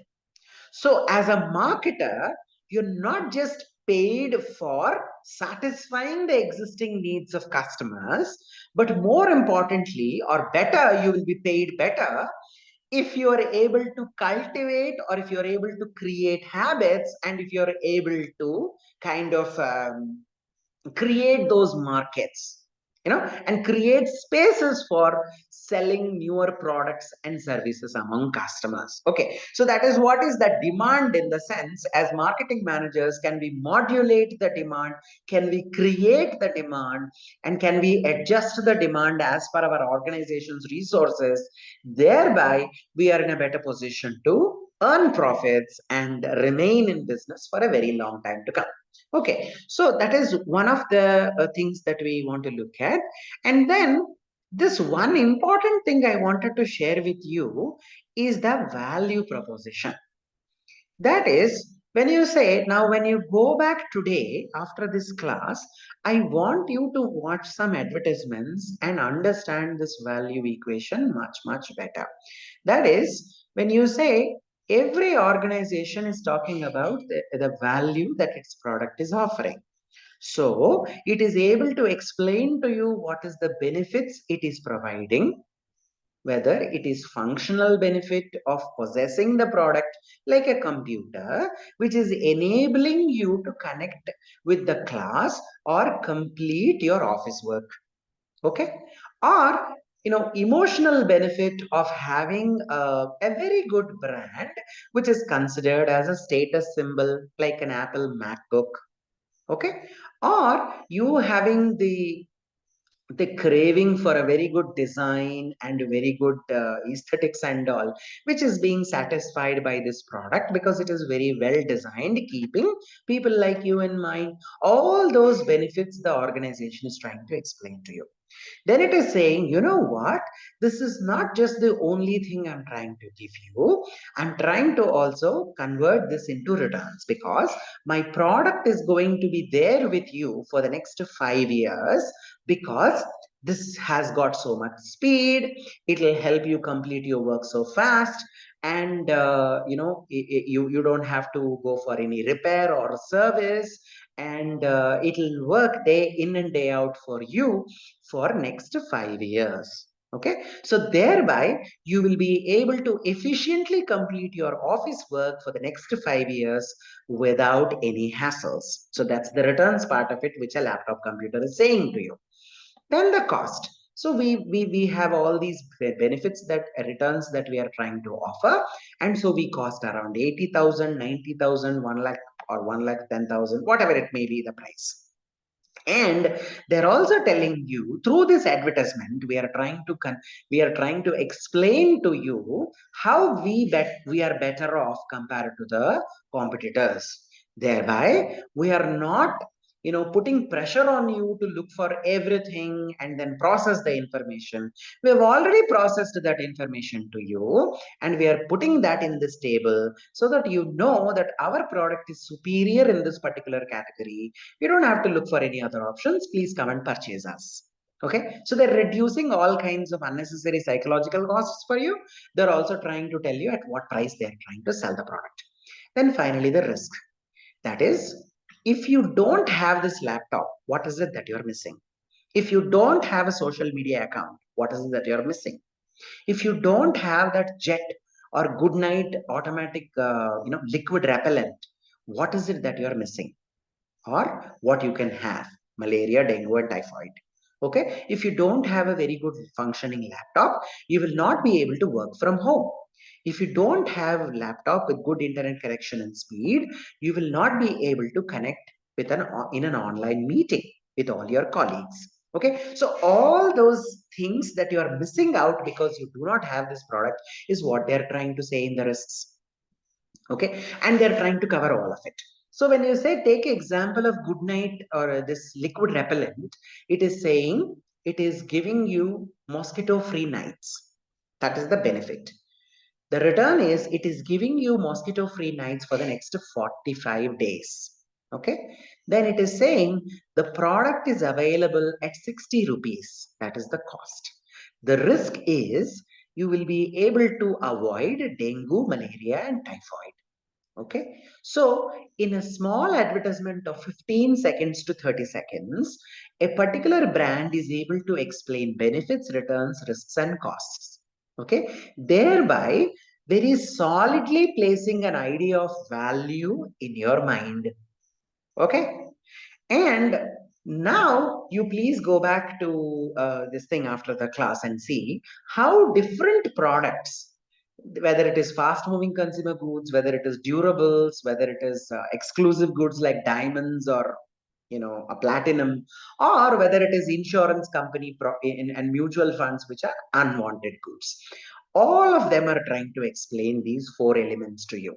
Okay, so please try to make it a very, very natural thing to you, that every time you're looking at the advertisement, you're not looking at the advertisement, you're looking at the value equation. So make it a back of the mind calculation so that your mind is always on it. Okay, so then what?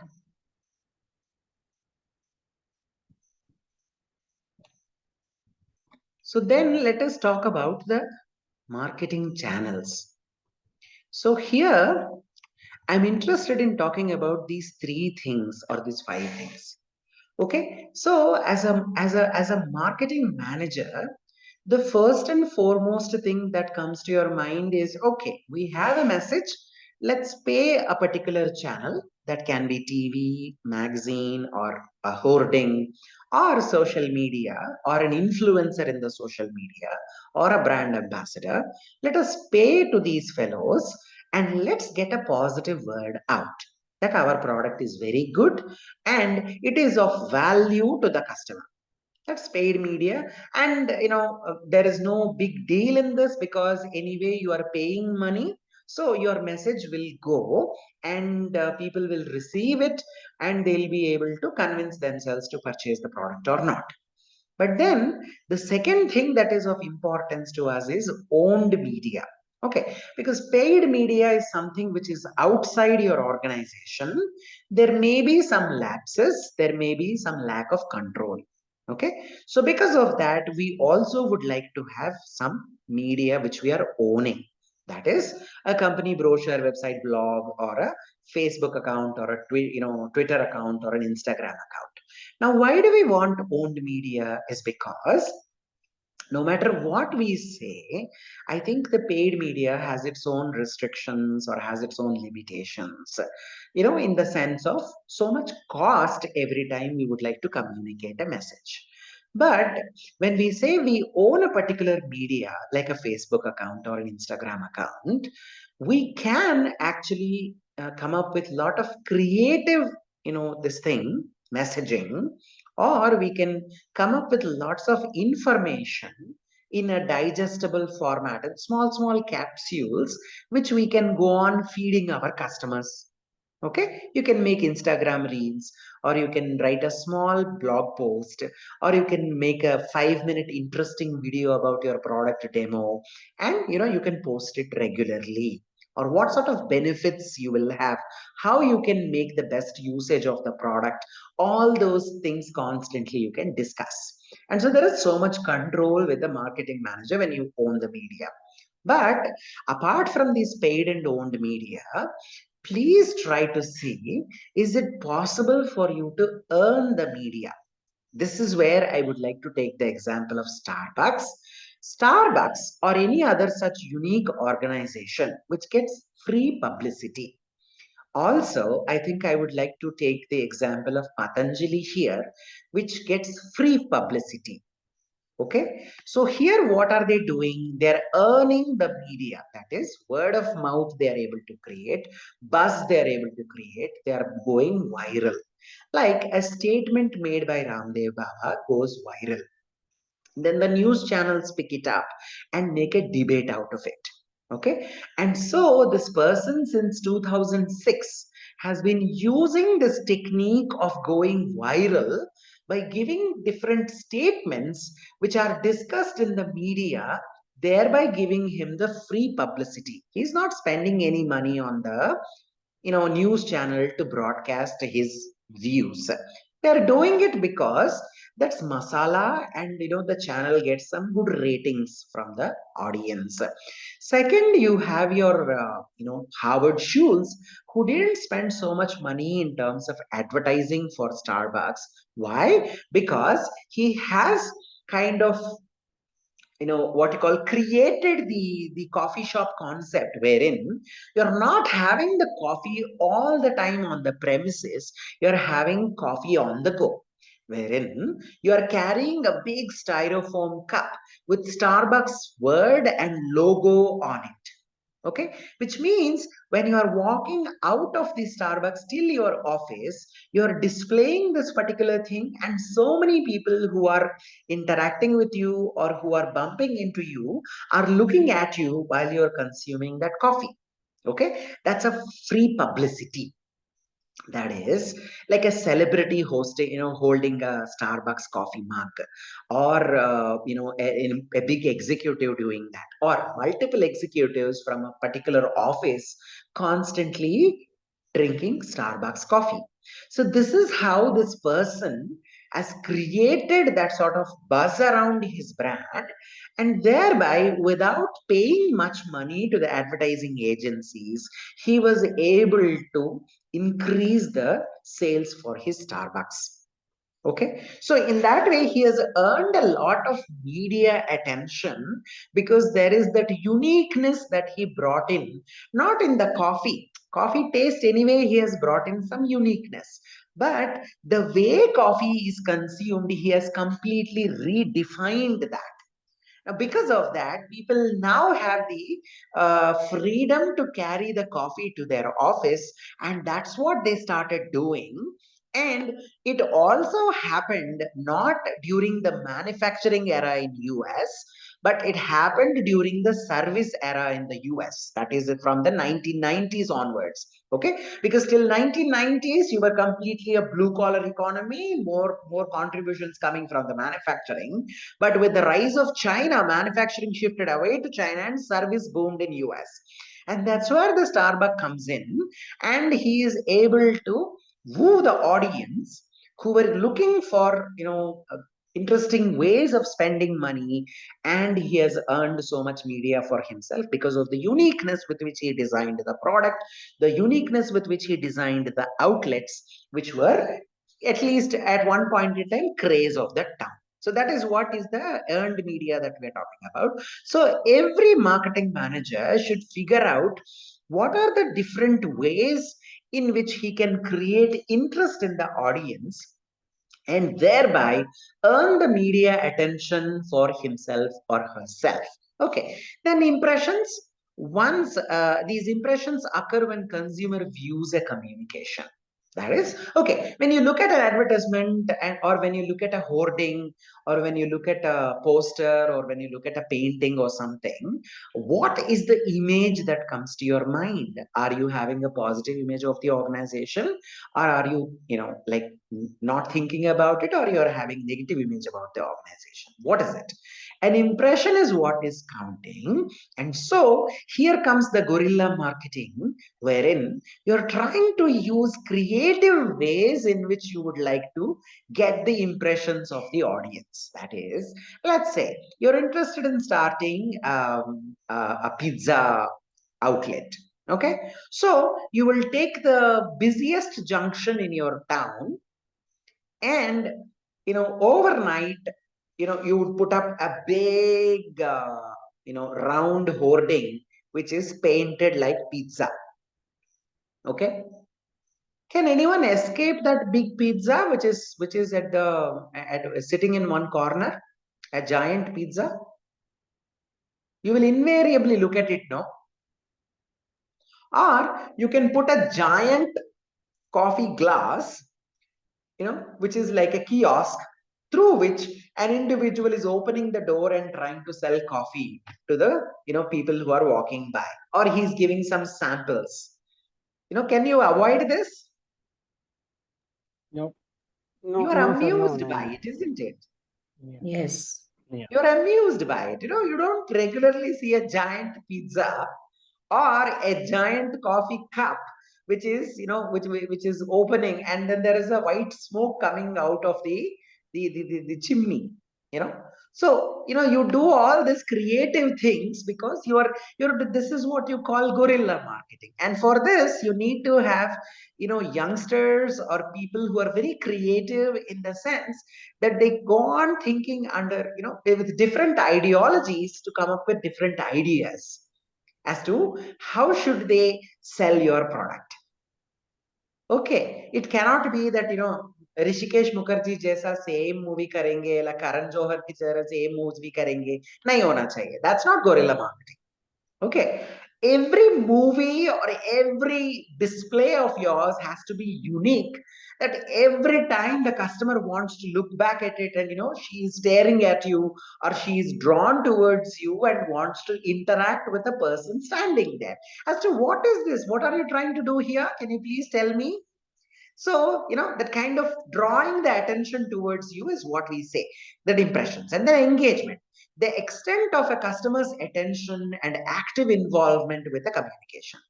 That is, okay, now by creating this giant coffee cup or giant coffee mug in which there is a kiosk, you are able to attract the passers-by, and you are trying to give a sample coffee, or you are trying to sell a small cup of coffee or something.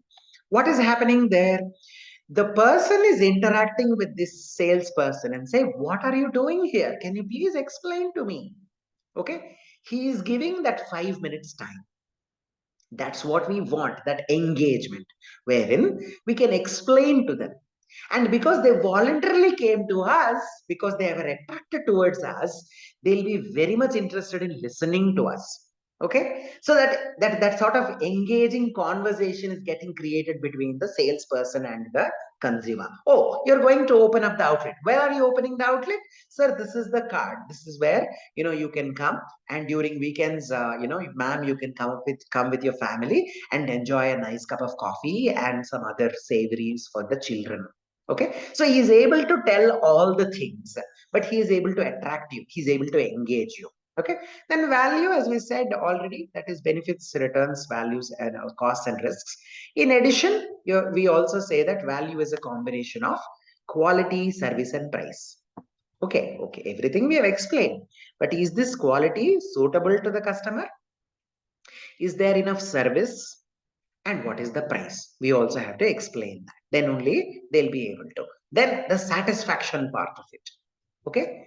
So a person's judgment, whether, Arpita, I'll come to you in a minute, whether judgment of a product perceived performance in relationship to expectations. So you're saying, okay, this is what is the product, and this is the price, and this is how it will perform, and it will be able to meet the expectations or not. Yes, if it is meeting my expectations, I'm very much satisfied with the product. If it is exceeding my expectations, I never dreamt of it, I'm delighted.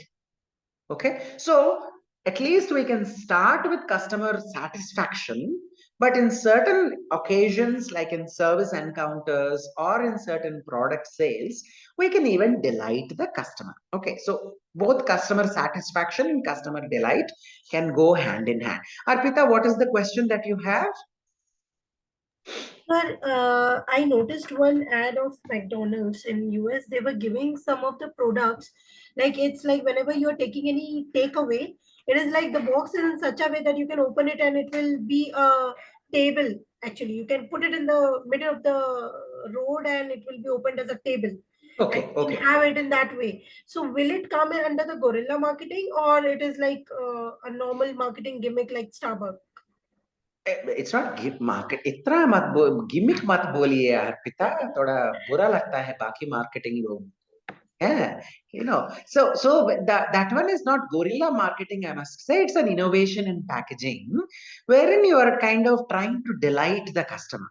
That is, let us say if somebody is just what you call in a hurry and they want to quickly take the burger and go away, sit in front of their office and then consume it there, you're adding more convenience. So you may say that as a innovation in the packaging, which is adding more convenience, thereby leading to customer satisfaction or delight. At least कुछ दिनों तक तो customer बहुत surprised रहेगा. So as long as they are surprised with you, that remains delight. But now that the cat is out of the bag, next time the consumer expects that this is a very normal thing for McDonald's to do with respect to packaging. Okay, so you have to come up with something new next time to woo the audience. Okay, delighting, that is why delighting the customer is a very, very difficult affair. So once you have delighted them with your packaging option, that becomes a normal thing for them. So next time when they come, they are satisfied with you. They're not delighted with you because they're already expecting it. So you have to do something else in terms of product packaging innovation so as to delight them once again. है ना, gorilla marketing थोड़ा सा इससे बड़ा होता है, wherein you're not simply addressing one consumer, but you are interested in dealing with a group of consumers or a larger this thing context is what you're worried about. That's when you can call it a gorilla marketing. Paint ka ad I have noticed that in the parking area they have did a full building. A bucket is pouring a full bucket of paint is pouring Yes, to the ground. That is what is gorilla marketing. Okay. So you're it is unexpected. Yes. It is a very unexpected thing, and it is appearing in front of me. It's kind of giving me a shocking effect, but it's a pleasant shocking effect.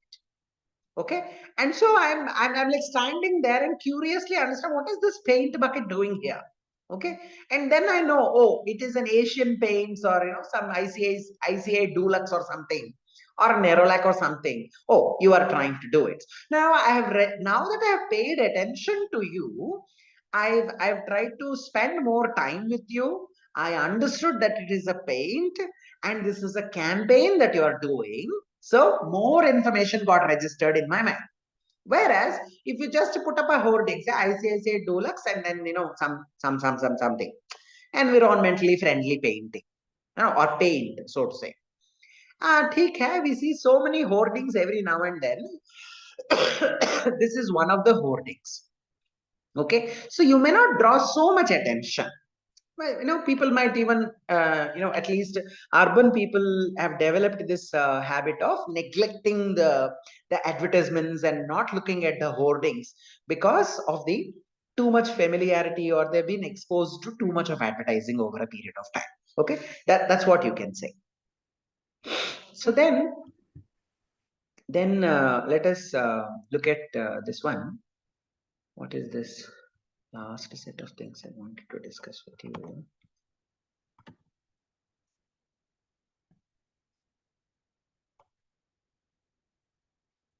This production orientation and all that I already told you, right?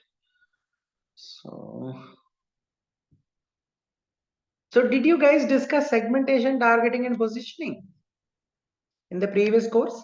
Yes, sir. All done. Yes, All sir. done. No? So I don't have to talk about that. I will Yes. That's very clear. We are very that's very clear. I don't have to explain that to you and all that. No? Okay. So this other demand and all I have already explained to you in this one. And yeah, this is the basic thing. That is how it is. Okay. So now let me use the last few minutes. I'll take just 2-3 minutes with you. Just give me a little this thing. Let me look at the course outline. Okay. So in your course outline, there is something called an assignment for 20%. Okay. So what is this assignment? Because we are talking about various things, that is introducing, scanning the environment and all that. So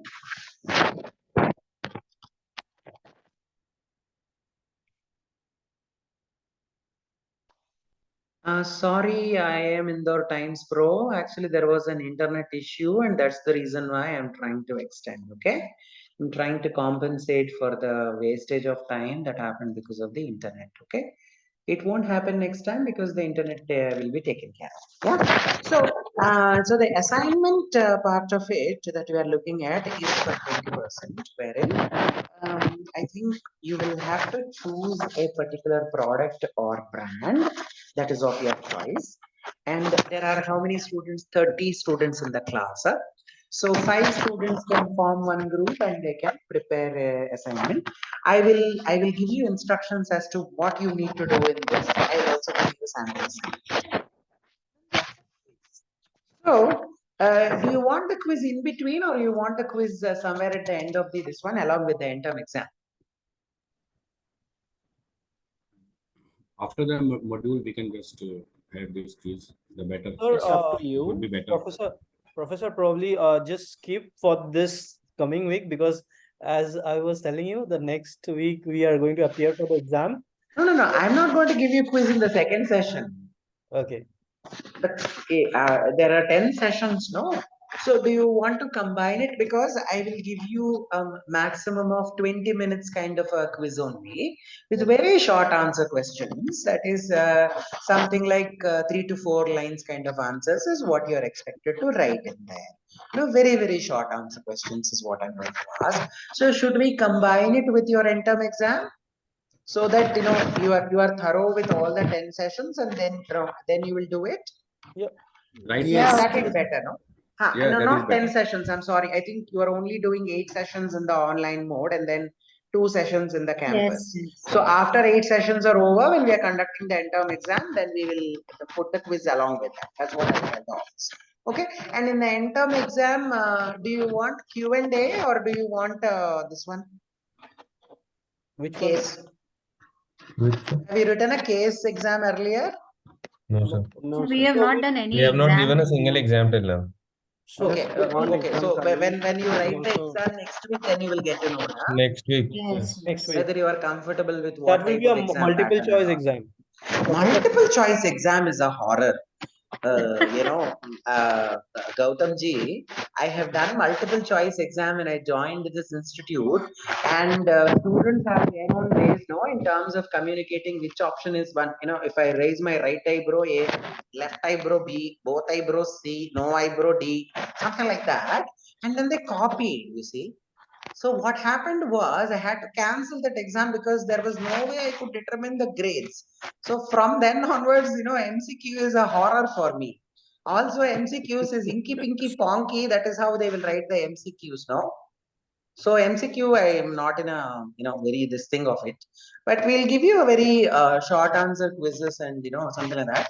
Or let us see, because you are going to deal with small caselets from the next class onwards. Let us see if you are comfortable with it. We will determine, because we have 8 sessions with us, no? So we will determine which mode of exam. By then you will also write one or odd exams. Please tell me which type of exam Yes, is sir. comfortable to you, and we'll based on that we will try to set up the exam for you. Whichever it is, please don't think that when I say case driven exam, I'm going to give you a 20-page case and then I'm going to give you an exam. No.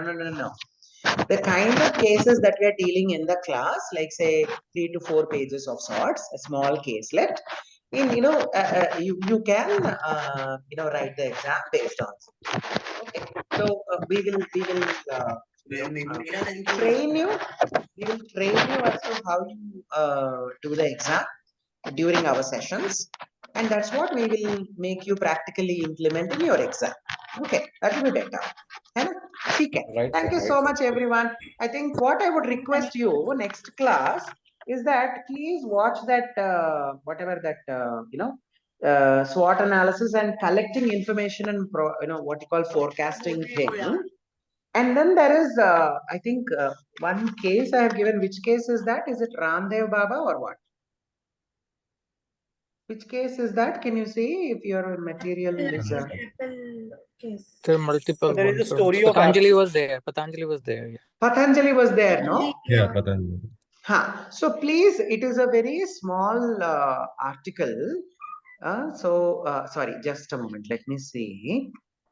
I've just opened my this one. So what I would request you is please watch this collecting information and forecasting demand, that video. And then there is a case on Apple. Yeah. That is what I have uploaded in the Right, Google sir. folder for session Yeah. 2. Session Okay, 2. na? Session 2 में the story of Right, Apple, sir. what makes Apple Apple. Okay, so what I have done is that I have only chosen those examples which mostly everyone is familiar with, so that they have some intuitive understanding. Coupled with that, if they read those 3 pages information that is there in the caselet, they'll be able to participate in the discussion very nicely. Okay, so what I would request is please watch that video, or even you can even listen to the video. Because my PPTs are Word documents, black and white, so there is nothing attractive to look at. Okay, so even when you're traveling in an Ola cab, you can put your earbuds and listen to the audio. That will help you to understand the theory part of it. And then I would request you to read the Apple case, and that will help us to have some question and have a dialogue, and thereby discuss what is it that your Apple has done, how it has forecasted the demand, how it has adjusted the demand, how it has created the demand, and how it has become a big hit. Okay, so those things is what we are going to discuss when you come back on next Saturday. Okay. And what I would also request is that now that you have finished one class and you have to see one video, if there are any doubts, I would request you to mail your doubts to me, in the next couple of days, so that, I would be able to reply to that and send the email to all the people in the class, so that whatever doubt or whatever insight that you are bringing in will be known to everyone. Okay, so that way I think the learning will be better, and you will also be able to what you call ask more questions, and that is what I do in the PGP class also. That kind of clarifies a lot of things to participants, so that's what we will practice here as well. Okay, so thank you so much everyone, enjoy your Thank you, Sunday. sir. Bye bye. Thank you, Professor. Thanks a lot. Thank you, sir. Thank you so Thank much. you. Bye bye. Sir. Thank you. Thank